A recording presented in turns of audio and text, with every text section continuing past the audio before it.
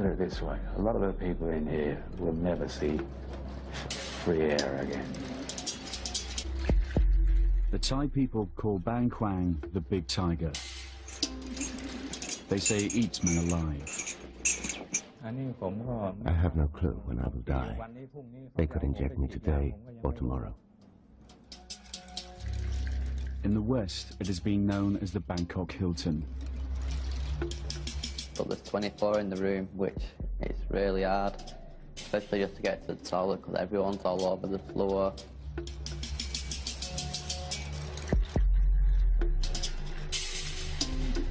The prison is notorious. It's been the subject of novels and movies, but the Thai authorities have never allowed the reality of life inside these walls to be filmed. Until now.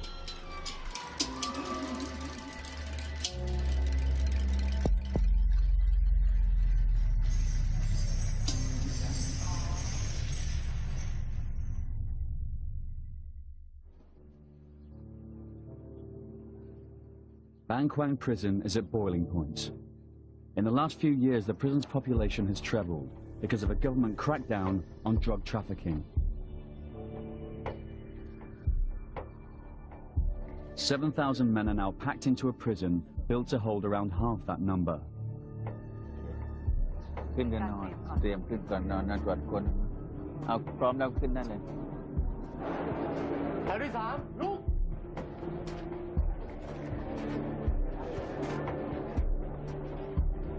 There are serial killers and multiple rapists locked up here, but most prisoners are in for drug dealing offences. In Thailand, drug sentences are harsh, minimum 25 years, to life, to the death penalty. The prison guards have arranged extra heavy security, but they're nervous. They are unarmed and outnumbered 50 to 1.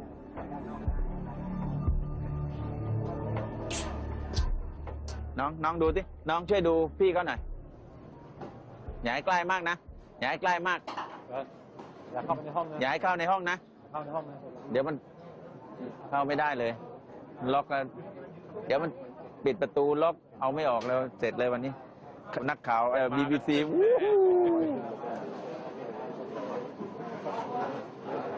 With so few guards, roll call is taken twice a day to make sure no one's missing. ร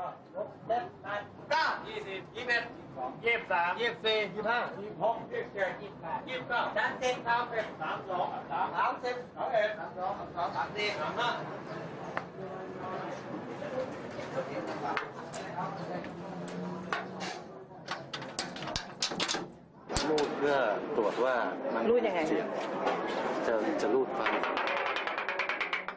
ถ้ามันมีเสียงที่นั่นแสดงว่าเริ่มมีรอยสัก If one bar has a different tone, it means someone's trying to file through it. ก็เลยนะบอกอยากขึ้นเร็วไม่เหนื่อยก็จะได้ไม่เหนื่อยของเขา 3:30 is lockdown. The prisoners spend 15 hours a day in their cells.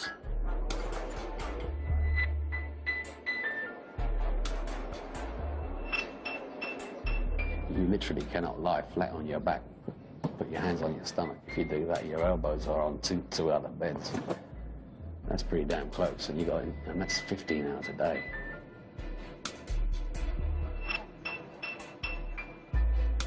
In here, if one prisoner gets sick, so do all his cellmates. I'd say your beds must be about that big, with 5 foot long. So my feet are always sticking over the bed. You're always touching someone in the room. It's really hard. The lights stay on 24 hours a day. Thai officials have said 63% of prisoners have mental health problems, and 1 in 10 is suicidal. There is a lot of people who's losing their minds. Well, I'm sleeping next to a guy now. He just walks around all day, talking to his cell. I'm in the room next to him at night, and I've seen a dog scratch less. Last night, he were itching that much. There must have been about 3 different places where he were bleeding from, and he actually got blood on my bed.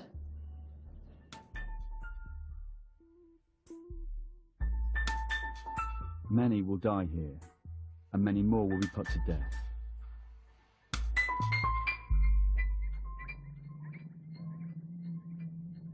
Just after the new Thai government came to power, these men had their executions in Bang Kwang broadcast live on Thai television as a warning to drug pushers.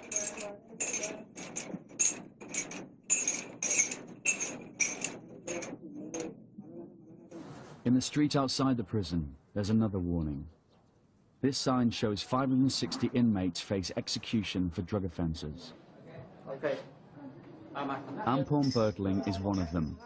His shackles are welded on permanently. He faces death by lethal injection. The execution order could come at any time.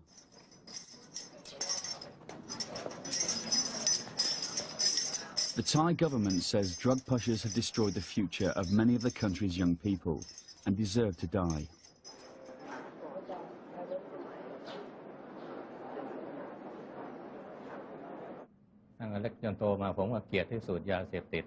All my life I hated drugs more than anything.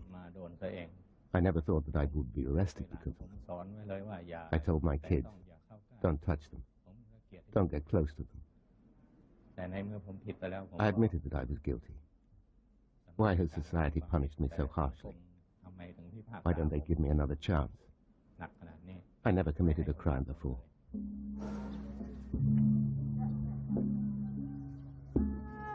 The tough sentences are popular. The prison's resident Buddhist monk, like the majority of Thai people, has little sympathy for drug traffickers. Drug dealing is a type of mass murder. It can destroy whole families.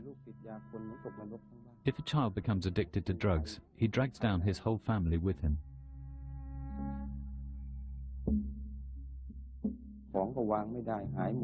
The child starts to steal everything, which ruins the family's reputation in society. A murderer typically kills just one person. Drug dealers don't kill just one person. They ruin everyone's lives. My children try to cheer me up. They say to me, it's okay. Don't be sad, Father. If people can't see the goodness of your heart, heaven can.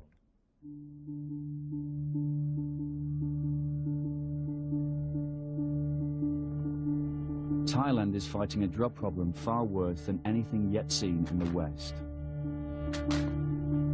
The country is a major through route for drugs. Heroin and speed pills are manufactured in Burma. The drugs are then trafficked through Thailand to Europe and America, with much of the profit going to the Thai agents. But now, Thailand has a major drug problem at home. Methamphetamine pills, called yaba, now as cheap as $1 a pill, are flooding the local market. In recent years, yaba has found its way into schools. Child addicts in the streets have become a common sight. It's called the crazy drug. The government said it's Thailand's #1 national security issue. I had a job watching yaba supply.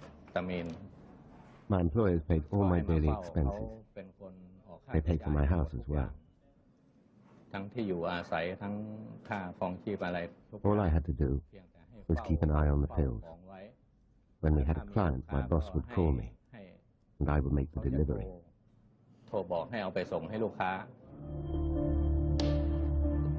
2 years ago, Thai television broadcast details of cases of violence by people high on yaba.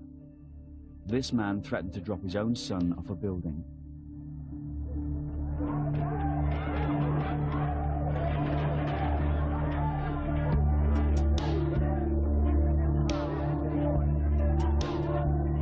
The Thai Prime Minister vowed to wipe out the country's entire drug problem within just 60 days. 10,000 people were arrested. More than 2,000 alleged drug dealers were shot dead in the streets. The authorities said it was gang-on-gang killings. Human rights groups say it was a Thai police. One day, the police caught my partner and forced him to call me to deliver some pills to an undercover officer. I was arrested immediately. The police decided to arrest any suspect they could find. That's why prisons are overcrowded these days. They weren't looking for the real criminals, otherwise they wouldn't have bothered with us.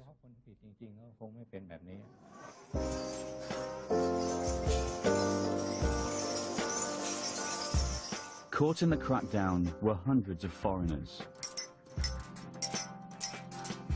20-year-old Michael Connell from Bury in Manchester says he smuggled drugs to fund his second holiday in Thailand. So what were you arrested for? I'm arrested for importing 3,400 ecstasy from England to Thailand, and I got caught at the airport. When they found them, I knew what was going to happen to me, because anywhere in the world, if you get caught importing drugs, you go into prison. So as soon as they found them, I knew I was going to prison. Connell's story is of the typical tourist-turns-convict variety. He was one of the hundreds of thousands of young Britons who visit Thailand every year. Many of them, young travellers easily tempted by the readily available cheap booze, drugs, and sex. I just came for an holiday the first time, and I enjoyed it so much. And when I was leaving, I was heartbroken to go. The culture, the people are all dead friendly, mainly the weather, because England, sunshine doesn't happen very often. Overwhelmed by what seemed an idyllic lifestyle, Connell, like many of these travellers, got a false sense of security. He visited Koh San Road, the backpackers' ghetto in the centre of Bangkok, where many plan their beach trips in Thailand. He went on to beach resorts and the famous full moon parties where ecstasy is plentiful.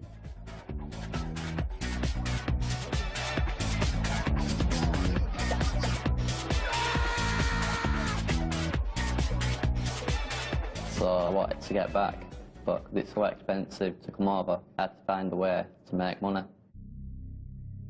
Connell didn't want to say where he got the money to buy the drugs. In November 2003, he arrived at Bangkok's international airport for his second vacation in the land of smiles. Customs officials found the ecstasy tablets in his travel bag after they were detected by an X-ray scan. Went to collect my bag, and for some reason it were already off the rail going round.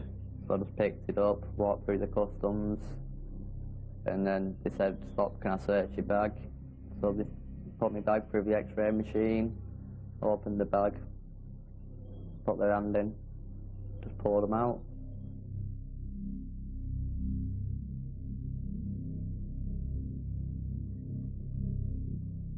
And when I got arrested, they had a big sign up in the customs office, in which that scared me a lot.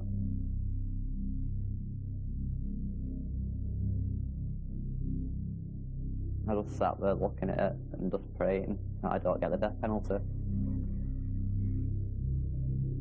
The pills, with a street value of £50,000, were wrapped in plastic and hidden in 2 face cream jars. Michael escaped the death penalty by pleading guilty, but was sentenced to 99 years in prison. Michael, do you have a message? I do. Family, I love you all. Don't worry about me, I'm fine. I'm more worried about yourself.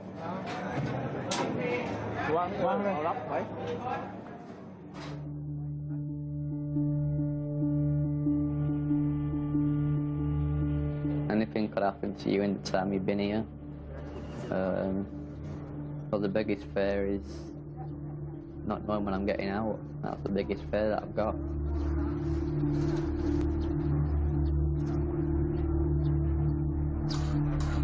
Connell has been put in Building 5, which is reserved for young and dangerous prisoners. Bernhan Cholsin, a prison director, leads the visit into Connell's cell block.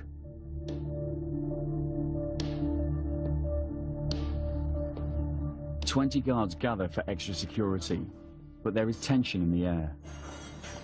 พี่เฉวงอย่างนี้เลยไม่มีปัญหานักมวยด้วยไม่ต้องกลัวเขาไม่ทำอะไรหรอกเราไปดิ open the door bidding fight ผมนายนฤทธิ์วิสเกตเจ้าหน้าที่ราชทัณฑ์3ระหว่างปฏิบัติหน้าที่เหตุการณ์ปกติครับผม ขอบคุณนะขอบคุณ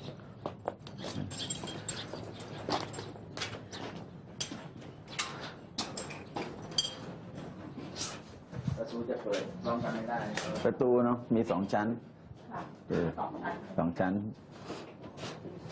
ประตูจะเปิดพร้อมกันไม่ได้ก็ลองเข้ามาให้หมดโอเค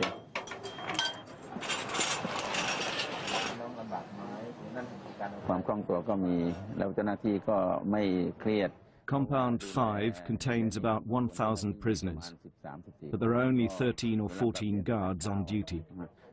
If the prisoners wanted to try something, there'd be nothing we could do about it. If the prisoners wanted to knock the guards out, we couldn't do anything.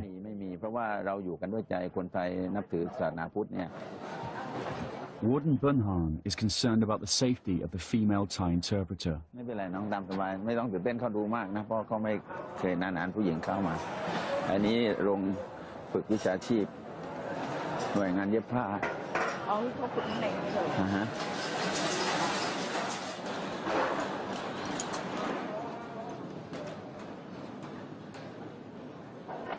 Normally hundreds of prisoners mill around this open space, but now they are herded against the walls. Before this visit, the guards had raided the block, seizing any personal possessions regarded as against the rules, like mobile phones and drugs. They're not happy. The prison bosses have a system of prisoner guards, called trustees. The prisoners call them blue shirts and blue boys. They have the power to search and to discipline the other prisoners.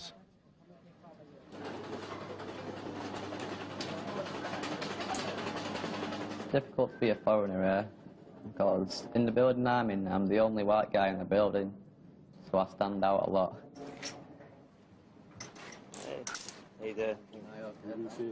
And I do get looks off a lot of people, but I just ignore them most of the time and just carry on what I'm doing. Are you alright? Oh, expecting this. So this is where you hang out all day? Yeah, this is where I hang out, yeah. The only place where it's quiet.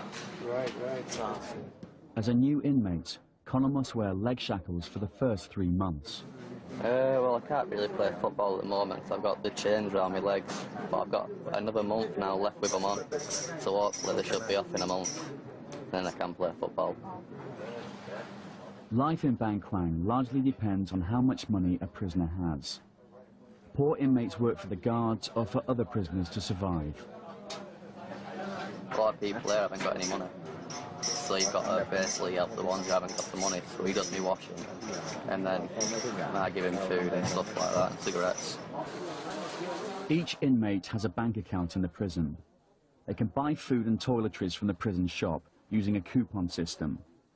Michael also gets food and vitamins from the British Embassy. You buy food every day, so you just buy it. Sometimes you can do cooking. Plus the embassy comes every 6 weeks they come and they bring me like stuff like fresh bacon, ham, cheese. It's not the embassy who gives us the money every month, it's a charity called Prisoners Abroad who gives us 2,000 baht every month, which is actually a really big help, because my family ain't got that much money to help me with. I don't know if they let us. The guards have had enough. It's time to leave Connell's cell block.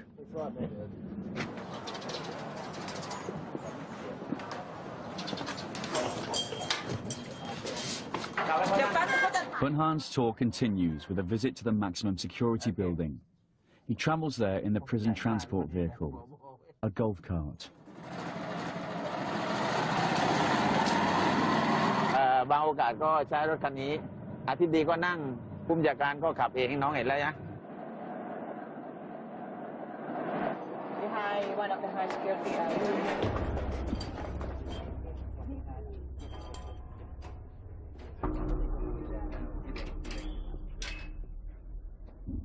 The inmates call it the jungle. It's solitary confinement, Bangkwang style.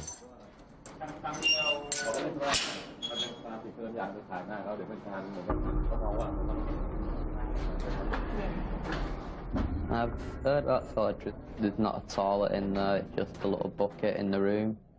One guy said you're lucky if you can just lie down on your back, flat, but I plan not to go up there.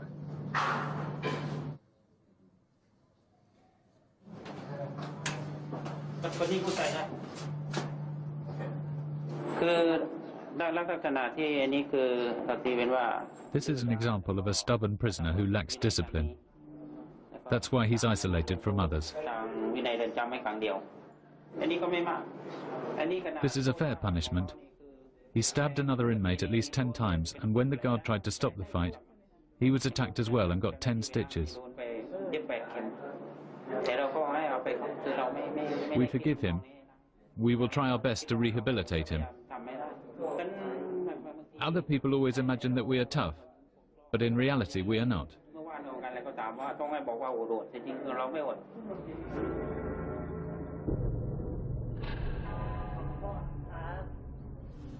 ครั้งฆ่าผู้อื่นตายโดยเจตนาและไตร่ตรองถูกตัดสินจำคุกกี่ปีคะประหารชีวิตครับเหรอคะแต่ก็ผมไม่ได้กระทำความผิดอะไรเลย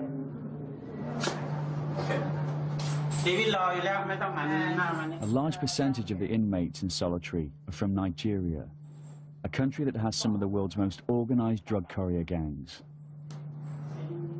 Why are you in solitary? Exactly. I thought we had a problem with another prisoner. How long have you been in solitary for? 3 months. You get out during the day? Yeah, twice in a week. Get out twice in a week? Just for 1 hour. 1 hour.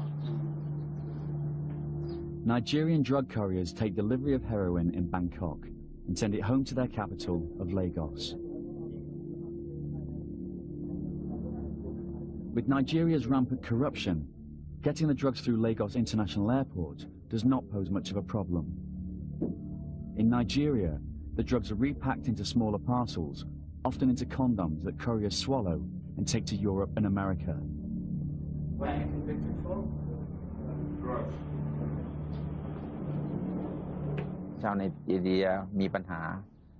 The Nigerian prisoners are problematic. They try to sell drugs, even though they don't take them themselves. I've talked to them. I understand that they're from a poor country. They need money to support their families. What are you in here for, man? I have problem with my building. Your building? Said I use heroin. Many Africans don't have embassy support, unlike American and European prisoners. They have little or no legal help. How many years do you have to serve? I'm on life sentence. What's it like in here? Well, we provide for ourselves. We don't have enough food, so we have to survive on our own. In the past, Nigerians outside have smuggled drugs and mobile phones into the prison, often hidden within food. In this way, the Nigerian inmates could deal drugs and earn money. พยายามซ่อนมาในสิ่งทุกๆอย่างอย่างเช่นซ่อนมา The Nigerians try to hide drugs in all kinds of places, but we usually catch them. They have their tricks. Sometimes they hide it in cosmetics or in the food. Sometimes they swallow it and then excrete it into the toilet. We don't have any way to detect that. When we catch them, they are punished.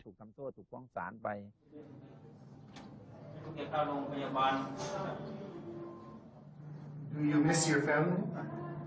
I miss my children. I have 5 children. Would you like to go home? Exactly. So.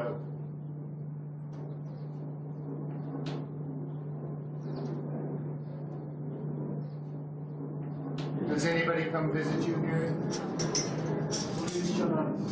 Once in a while.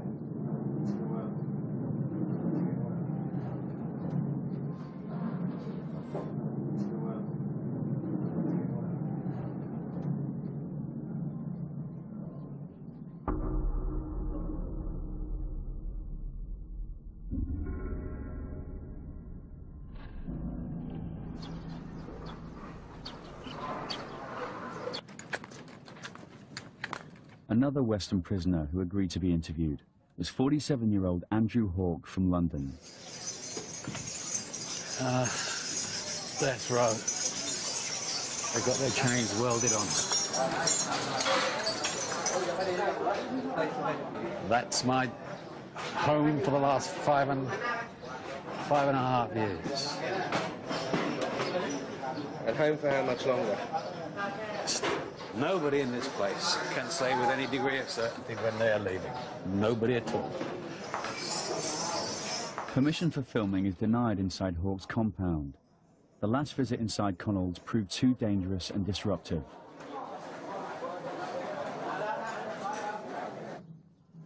But they do allow a camera to be given to a guard who agrees to film Andrew's daily routine, but under the supervision of a senior prison official.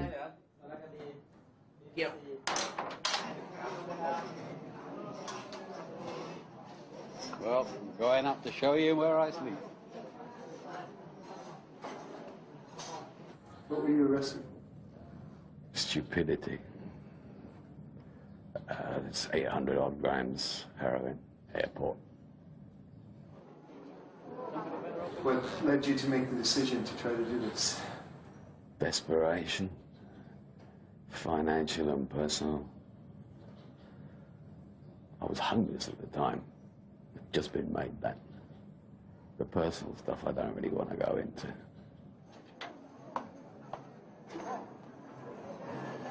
But most of the time, I end up asleep. 15 hours a day in this room. Every day. That's a lot of hours. Hawke made his decision to smuggle heroin after an offer in a pub in Amsterdam. I really didn't want to do it. Everything screamed against me not to do it. But I went ahead and did it anyway. I was just pouring out my sorrows and woes and basically talking to strangers like you don't talk to anybody else. Let's just say I was suicidally depressed. To be honest, I was thinking about taking a late-night ferry and jumping off it. I was at the end of the rope, frankly. Slowly getting drunk.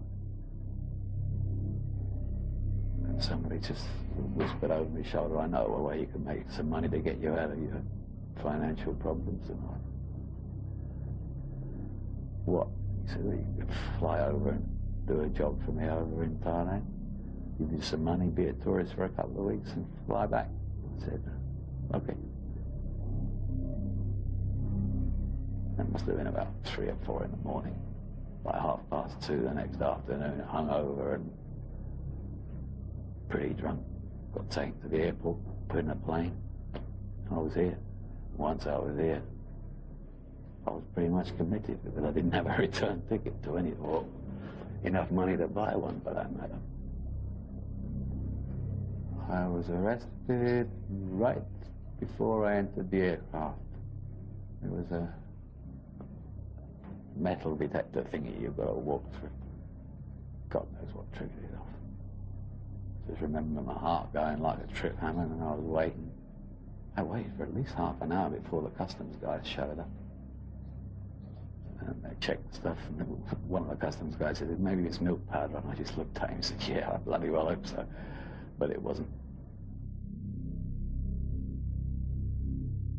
Arrived here April Fool's Day. Very funny. Hawke was sentenced to death, cut to 50 years when he pleaded guilty. Oh, I deserve to be punished, I certainly do. The punishment is so severe.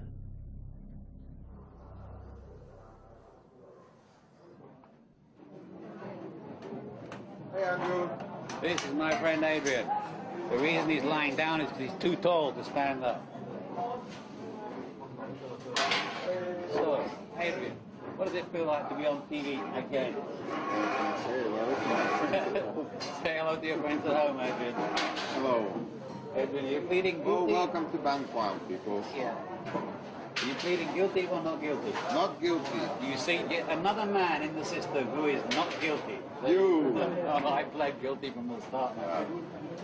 I was caught red-handed. Hawke is ordered to show off the new gas cooking area for the guard's camera. This is the area where all the cooking facilities are. The gas bottles all behind. As you can see, there's only 6 rings. So a lot of people use charcoal instead, but the gas here is provided. Just off shot are about 400 people showering, which you cannot be shown under the laws of obscenity in Thailand. So we will now move on. Okay, enough.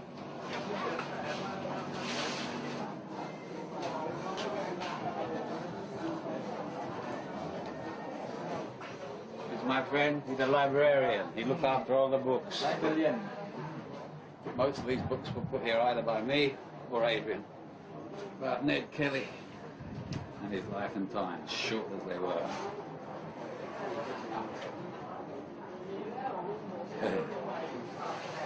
What are you reading there, Cole? Yeah, just reading how to live in Thailand. You found out how to live in Thailand, my friend. That's when you found out. Too late you found out. Yeah. Okay, that's enough. I think it's my anger at the British government that's halfway responsible for me holding on to my sanity. A number of letters I've written to the various departments of the Foreign Office, Home Office, and the sheer gall of the replies keeps me going. Heroin smuggler Hawke is desperate to leave. He is subject to the rules of British prisoner transfer agreements. If he returns to the UK, he must serve half the sentence he received abroad. Other countries are far more lenient. Even if I went back and did the half that the British government insists I do, I'd be nearly 67. If I was a Dane or a German, I'd have 4.5 years left. Because these American prisoners, they get transferred back home after 8 years. And then they do 2 to 3 months in prison in America and then get released. So a lot of people are really upset about this. Well, the Americans go their own way. No one can stop what the Americans do. But we should at least get the same treatment as the rest of the Europeans do, and none of them do more than 10 years, so why the hell should we?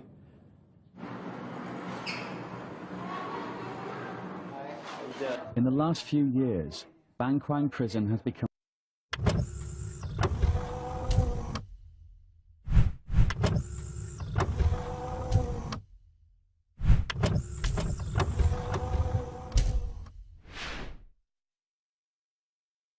part of the tourist trail in Thailand. Notices in guest houses encourage tourists to visit inmates. The prisoners call them banana visits because it makes them feel like monkeys in a cage. Prisoners on drug offences are allowed 1 visit a week, while all other inmates, including murderers, get 2. The prisoners sit behind a wire mesh, and the visitors at the other side of a second wire mesh, about 10 feet apart. For each pair, it's like trying to conduct a conversation across a busy road. 2 years ago, we were just curious to visit somebody in prison. And we met a boy from Malaysia, and we felt so sorry for him, but we know he is innocent. He's really innocent, but he has lifetime. I think it's too bad. My wife stayed in Penang. My wife stayed in Penang. Oh, Penang. So when you were at Penang at all? With her parents. She stays with her parents. She stayed with her parents. Yes, when they're guilty, okay, but not life. Not life. That's too long. Don't you think? Yeah, I get visits from tourists sometimes. He goes to the British Embassy and wants to visit a British prisoner. or sometimes people who come over from England who see me on the news and all that from Manchester. Adrian gets a visit from a fellow Canadian who read about him on the internet. Welcome to the Bangkok Hilton. Thank you. We're lucky we're Canadian. Canada has an exchange treaty. We have to go to license. You have to do 8 years and 5 years and make the transfer back to Canada. So I just wanted to see if there's anything you need. I'm going to go to the store after. What do you need? I can't picture that one. A friend that I knew from before who appeared just out of the blue one day. That one, I was taken aback. Yeah. Sarah, you know who you are. Yeah.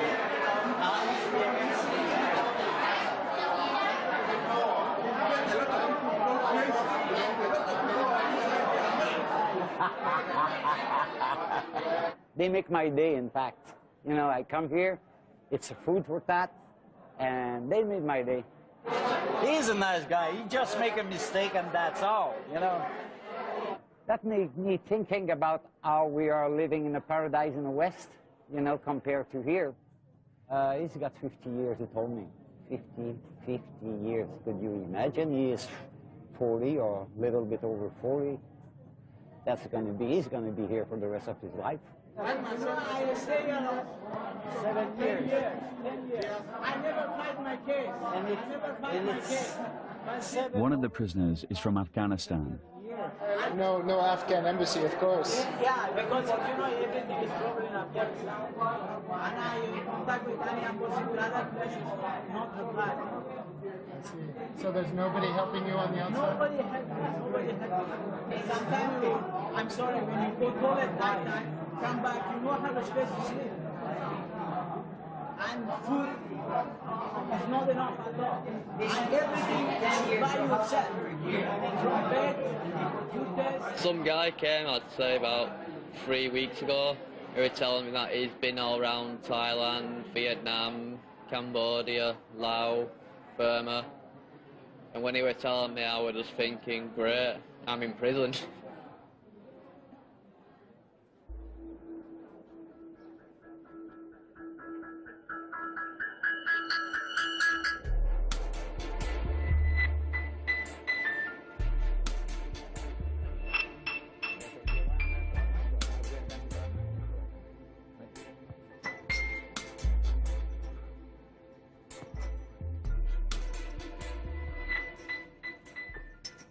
Michael, what happened to your legs? I'm sleeping next to a guy who's not washed his bed now for 2 months. I've told him to wash his bed, but he don't wash it, and I'm sure I'm getting mites off his bed or something like that. I asked him to wash his bed, but he's not all there, so he's just walked off, and he's still not washed his bed yet. Avoid any open wounds of any kind. With the water here, you have to. That's unfiltered river water we have to wash in. Try not to get sick. The worst thing you can do is get ill.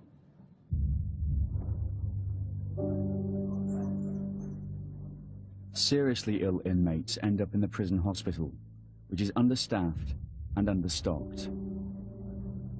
Tuberculosis and HIV are rife. But the patients remain prisoners.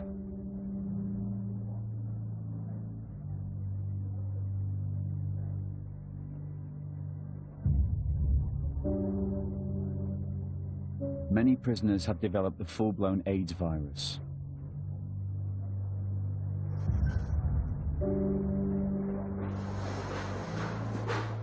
It happened because they use the same needles when they are shooting dope.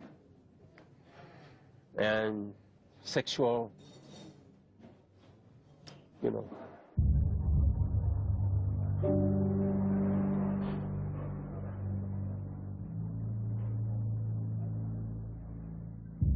Hospitals in Thailand are partly supported by donations, but not this one.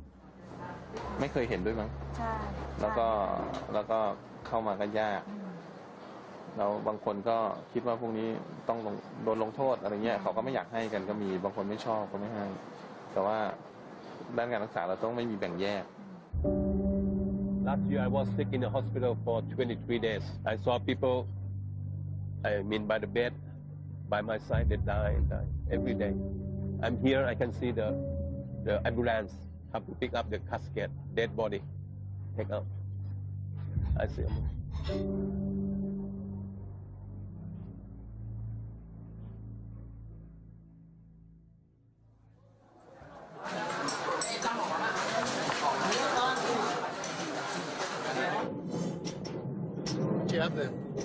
It's Manchester United top. Well, I'm a really big fan of Manchester United. Even David Beckham can come over and get me out if he wanted to.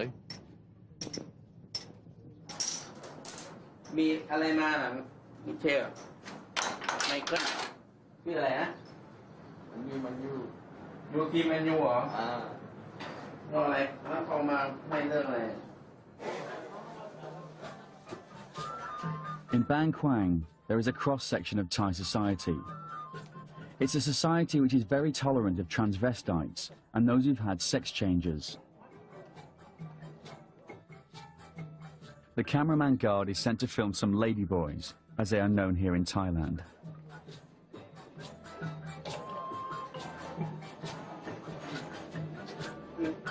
นี่เพื่อนสาวค่ะอยู่ด้วยกันแดนเดียวกันค่ะก็ถ้าว่างก็หรือวันหยุดก็จะมานั่งคุยกัน These ladyboys live together in compound 4.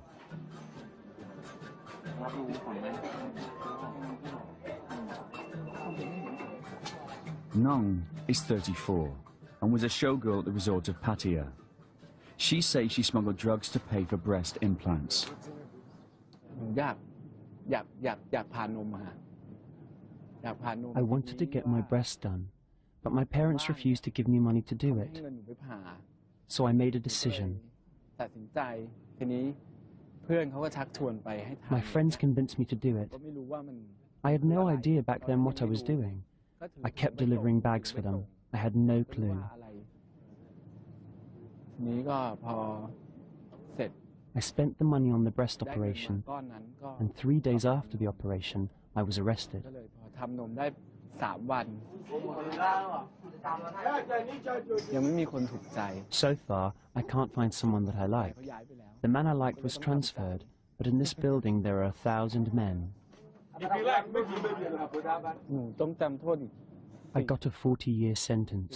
I have already been here for 10 years, so I have to stay for another 30 years. เขาบอกนะว่า But they told me I might get pardoned this year, so they've asked me to behave myself. มีค่ะมีความหวัง Occasionally, Thailand's king grants a royal pardon. It is Nong's only hope of getting out and having a sex change operation. During the day, Nong works as a makeup artist at the newly launched BKP TV, the world's only prison cable TV station.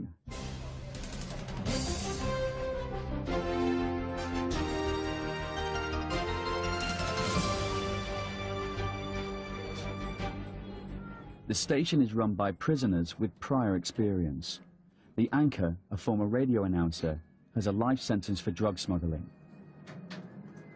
เป็นพิธีกรแล้วก็เป็นผู้ I'm the host and anchor of BKP Cable TV in Bangkwang Prison. อยู่ที่นี่มา I'm beginning my 6th year behind bars on a drug offense. ยาเสพติดครับเพราะว่า The station started off as a collaboration of prisoners under the supervision of the guards. มีเจ้าหน้าที่คอยดูแล We got a great response from our audience, our fellow inmates. รับจากผู้ต้องขังที่ท่านผู้ชมเนี่ยชมแล้วก็บอกว่าตรงนี้น่าสนใจ Last year, the prison bosses installed televisions in the cells. Dear viewers, BKP TV broadcasts beautiful and romantic music videos for you, Monday to Friday.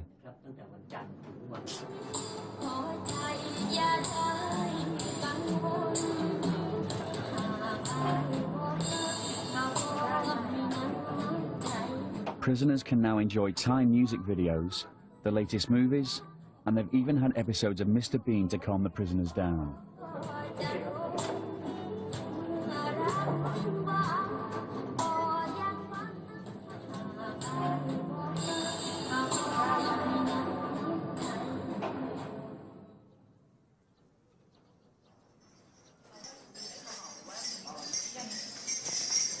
Drug dealer Ampon Bertling is still waiting for his appointment at the lethal injection chamber. Both he and the executioner will only get 2 hours' notice before the execution. Frankly, I'm afraid to die. But I was also afraid of starving. I did it because I had nothing to eat. I didn't have any money. I couldn't get a job.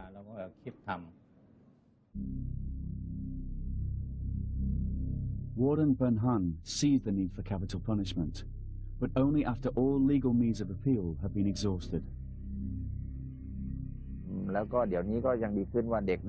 Children can see that we execute criminals, and as a result they'll be afraid of committing crimes.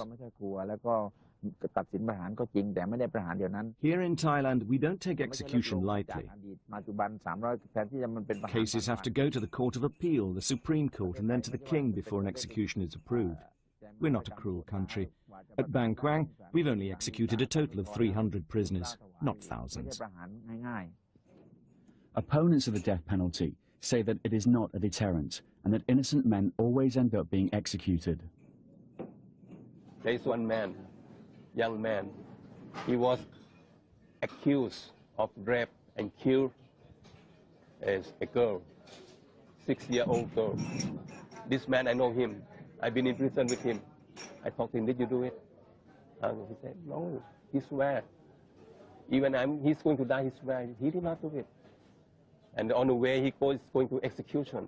He shouted, I did not do it, why kill me? Why? Yes, we should have a second chance. People aren't all bad. Some prisoners here are innocent.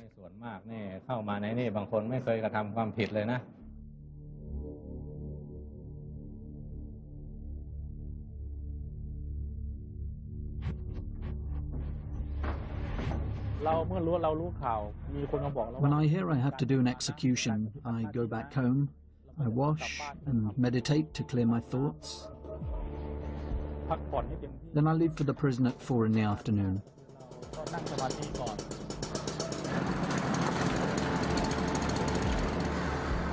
This is the head executioner of Bang Kwang. He's agreed to demonstrate his routine on an execution day, but he will remain nameless and faceless for security reasons.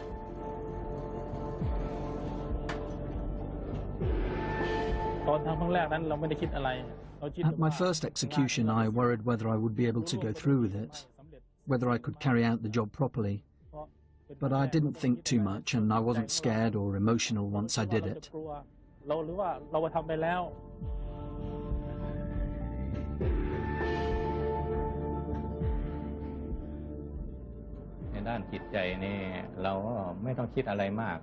I try not to think too much. We have to think we are paying for our sins. That's why we are suffering like this.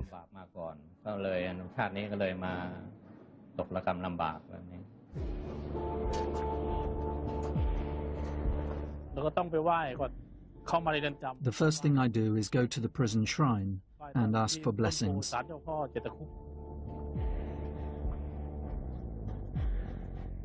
He passes a life-size concrete giraffe that graces the landscaping around the execution chamber.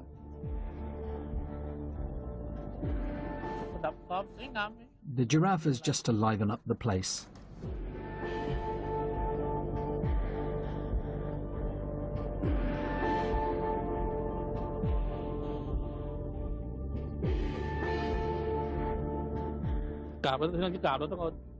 When I pay my respects, I pick up a little bit of earth, put it on my head, because everybody comes from the earth. In the end, we all go back to the earth. We should ask Mother Earth to protect us from all danger.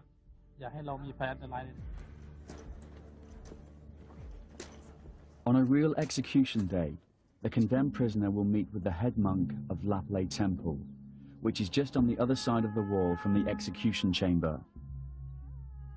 He has given the last rites to every prisoner executed at Bang Kwang during the last 17 years.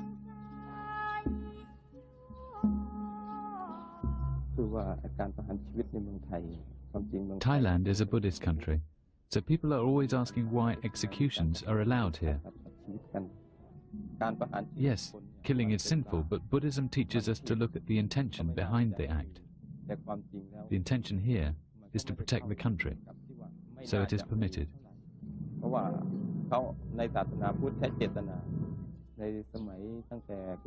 Since the Sukhothai dynasty, the king has gone out to fight wars. He and his troops have had to kill enemies to protect the country.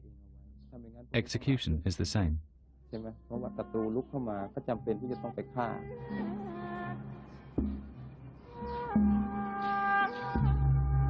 The monk tells the condemned they're lucky to die by execution because they can prepare their minds properly for death.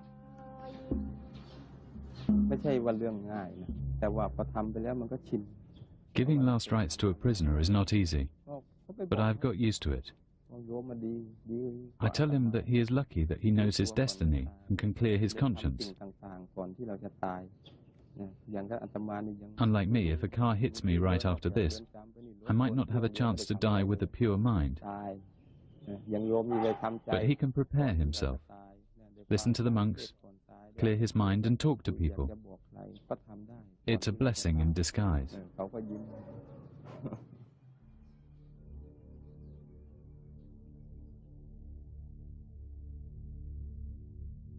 Until 2003, the executioners put the condemned to death by machine gun. They shot them in the heart from behind, so the departing spirit could not see the face of the killer and come back to haunt him.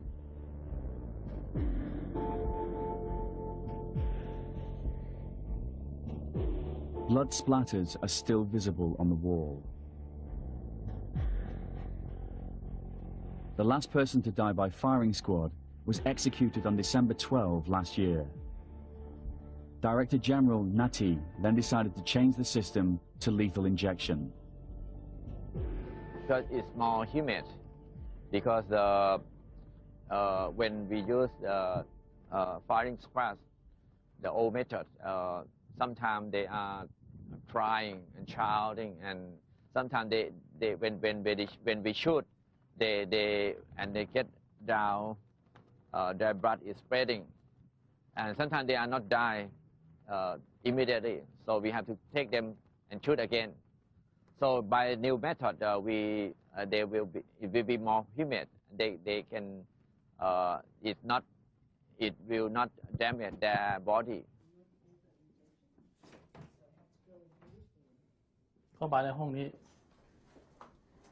I come here to prepare the injections. The first dose is a tranquilizer. When we push switch number 1, it shows to the people outside that we're doing step 1. By the time the first injection is done, he'll already be unconscious. When the first injection is done, I push number 2, the muscle relaxant. Then we go on to the third and lethal dose. When all the lights are on here and outside, the observers know that we've injected all 3 doses.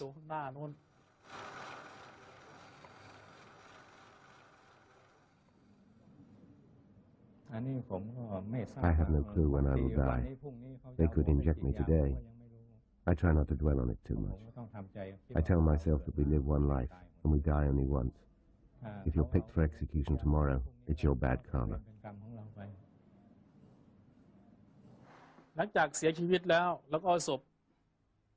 When the prisoner's dead, we put the corpse down here. We take the fingerprint of the corpse to check if he's the same person as the one we had before the execution. We take fingerprints before and after the execution. After we've done the prints, we put the body in the coffin and put it in this room, right here. Here we have cool air to preserve the body. If we have 4 bodies, we'll keep them here.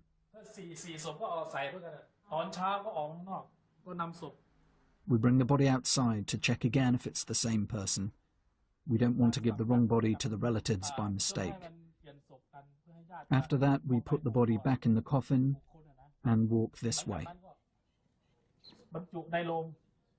Finally, they go out of that door. The small red door is how prisoners on death row leave the big tiger. They call it the Ghost Gate. The gate only opens the day after an execution. Prisoners carry the coffin out into the temple grounds. If relatives are waiting, they claim the body. If not, the body is left in the temple cemetery. When there's no space left, the monk will cremate the bodies. He now guards the urns of the unclaimed. I still have them and have labelled their names. This was Mr. Somsak Pornarai and Mr. Deja Sawanasuk. He raped his stepdaughter. This was Mr. Tapoy Ho, a Karen tribesman. I pray for them from time to time.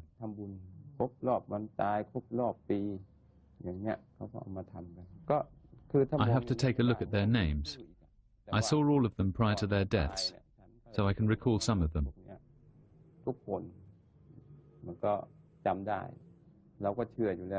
I've always believed that people must face the consequences of their actions. Even if you don't get caught today, one day your karma will catch up with you.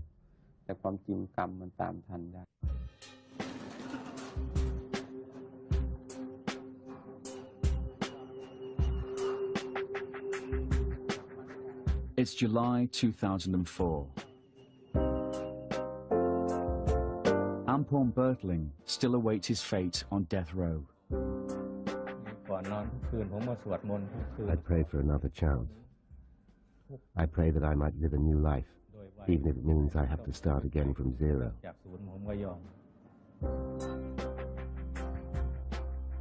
Director General Nati is building new prisons to ease the overcrowding problem at Bang Kwang. Heroin smuggler Andrew Hawke still clings to the slim hope of a pardon from the King, or a sympathetic ear from Her Majesty's government. The life sentences never get out. The sentences, such as mine, at 50 years, I would have to be 91 before I got out. Impossible.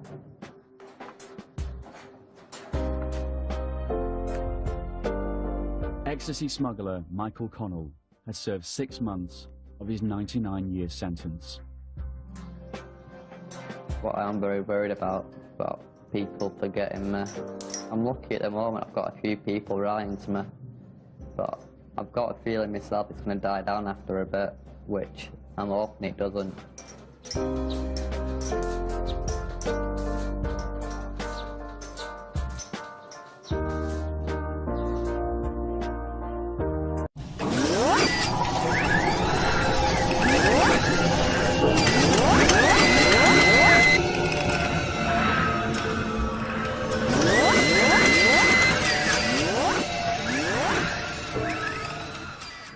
In their cells.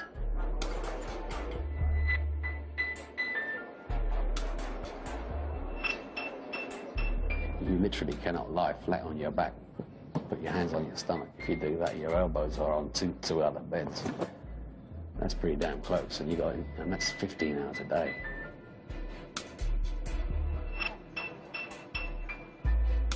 In here, if one prisoner gets sick, so do all his cellmates. I'd say your beds must be about that big, with 5 foot long. So my feet are always sticking over the bed. You're always touching someone in the room. It's really hard. The lights stay on 24 hours a day. Thai officials have said 63% of prisoners have mental health problems, and 1 in 10 is suicidal. There is a lot of people who's losing their minds. Well, I'm sleeping next to a guy now. He just walks around all day, talking to his cell. I'm in the room next to him at night, and I've seen a dog scratch less. Last night, we were itching that.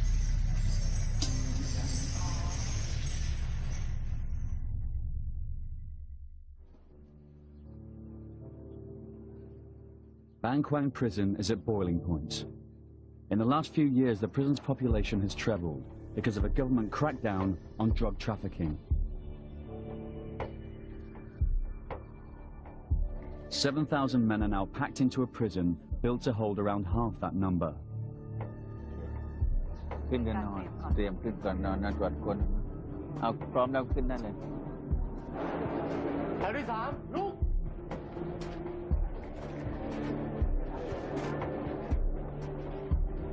There are serial killers and multiple rapists locked up here, but most prisoners are in for drug dealing offences. In Thailand, drug sentences are harsh, minimum 25 years, to life, to the death penalty. The prison guards have arranged extra heavy security, but they're nervous. They are unarmed and outnumbered 50 to 1.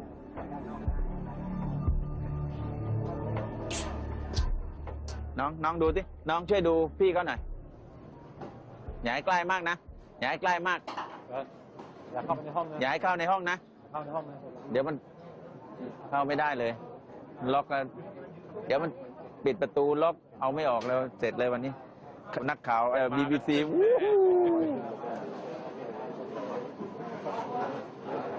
With so few guards, roll call is taken twice a day to make sure no one's missing.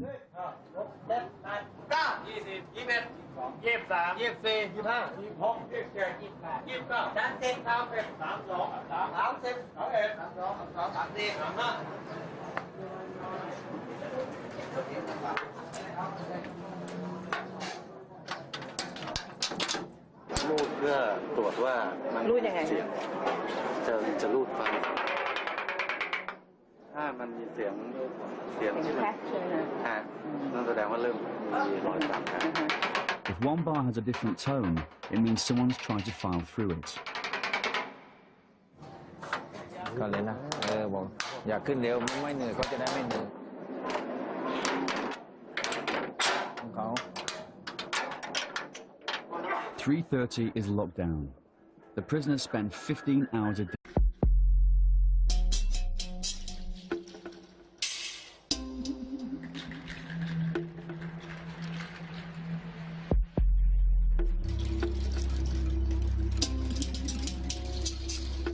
Put it this way, a lot of the people in here will never see free air again. The Thai people call Ban Quang the Big Tiger. They say it eats men alive. I have no clue when I will die. They could inject me today or tomorrow. In the West, it has been known as the Bangkok Hilton. But there's 24 in the room, which is really hard, especially just to get to the toilet because everyone's all over the floor.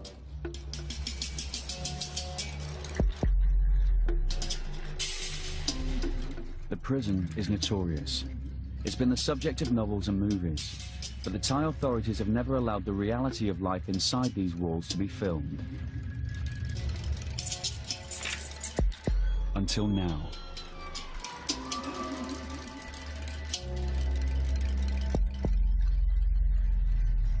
There must have been about 3 different places where he were bleeding from, and he actually got blood on my bed.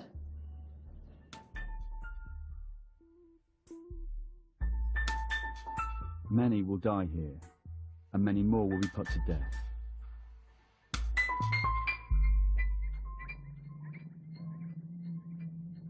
Just after the new Thai government came to power, these men had their executions in Ban Quang broadcast live on Thai television as a warning to drug pushers.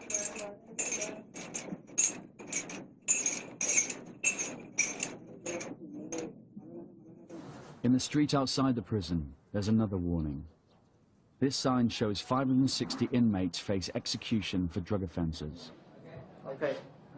Ampon Bertling is one of them. His shackles are welded on permanently.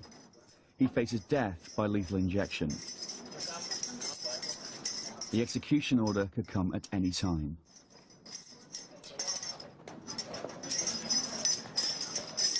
The Thai government says drug pushers have destroyed the future of many of the country's young people and deserve to die.